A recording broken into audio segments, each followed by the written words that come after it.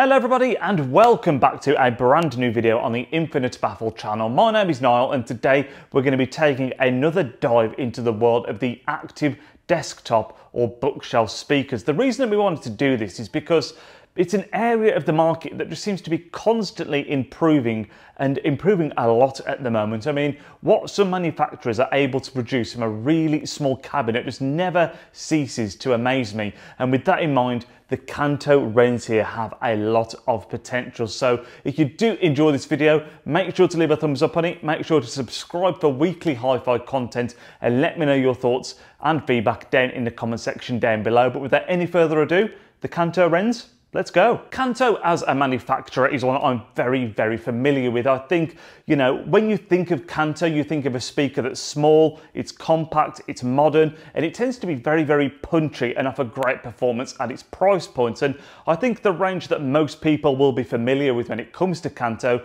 is the YU. Now, the YU range goes all the way up to the YU6. Then after that, as things stand up to now, there was the Tuck speaker, which was a bit of a jump in price. Now, where the REN speaker comes in here is kind of to bridge the gap between the two. It's priced just above the YU6, but just below the Tuck, coming in at £599. So it's going to be interesting to see if the REN here kind of follows that same classic Kanto blueprint. When it comes to the design and aesthetics, you can see here, I mean, they really haven't strayed too far from their core principles. Again, a very modern looking speaker, the RENs, and I think they look absolutely great, to be fair. I mean, they're a bit bigger than I expected for a desktop speaker. They're not big, but you know, when you think of a desktop, you think there's some really compact small speakers out there, and these are almost more in line with a small bookshelf rather than a desktop, I would argue. With that being said, again, they're super modern in their design, and I love the range of finishes that they come in as well. The ones we've got here are the matte grey,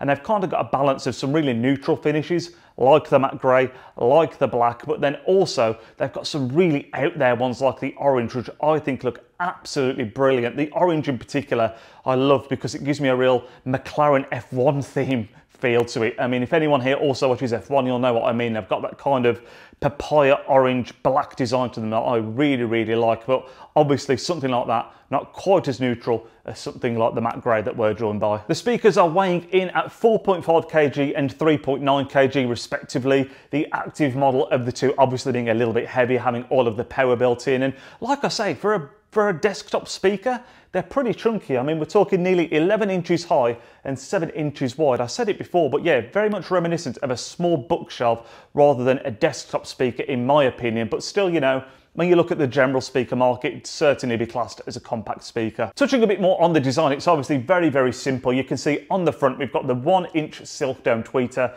and then the just over 5-inch woofer. It does have a bass port on the back to help with that low end management, and also just features one dial on the front which you can use for volume, and also click it in to change the source. They do include a remote control as well, so you don't necessarily have to be using this for everything. The remote control does make all of that a little bit easier. The way that Kanto have marketed the REN is kind of like a soundbar replacement. So what they're trying to do is give you that kind of punchy low end, which I did mention Kanto are typically very much known for, but also the stereo imaging that you just cannot get from a soundbar. Now, to help with that, they give you 100 watts of Class D power, and also it has a HDMI ARC built in that is also CEC certified. Now, what that means is HDMI ARC, you all know, I'm sure you can hook these up to your television seamlessly. What the CEC part means is that you can use one remote to control everything. So when you plug these into your television, when you turn on the TV, the speakers will turn on.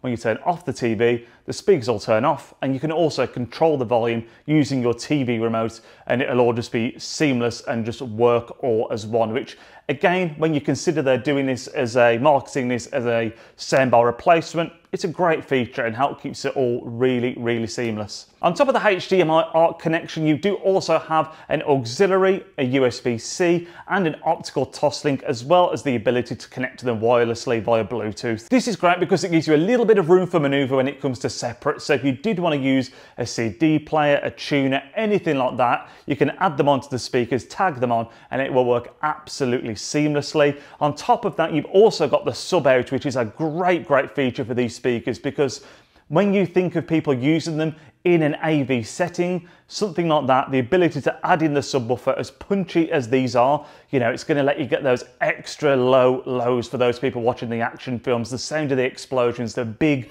booms, all of that is just even more accessible, and again will work absolutely seamlessly with the RENs. We will of course put a link to the RENs in the description down below, so if you do want to peruse through the specifications and all of that stuff at your own leisure, you can do so. Again, that will be in the description down below. When we listen to the REN speakers though, we did use them as like a classic active bookshelf kind of speaker, and by that I mean we connected to them wirelessly using a mobile phone, putting them through their paces that way. And the first thing that I thought, which I kind of touched upon at the start of the video, is just how much bigger they sound than you would expect. And I think it's a common theme at the moment with these smaller bookshelf speakers. The technology is always improving, and yeah, the sound that you're able to get now from a really small compact speaker is so much bigger than you would have expected, you know, 3, 4, 5 years ago. It is truly, truly impressive. The standouts for me straight away with that kind of Kanto punchy low end that I'm very, very familiar with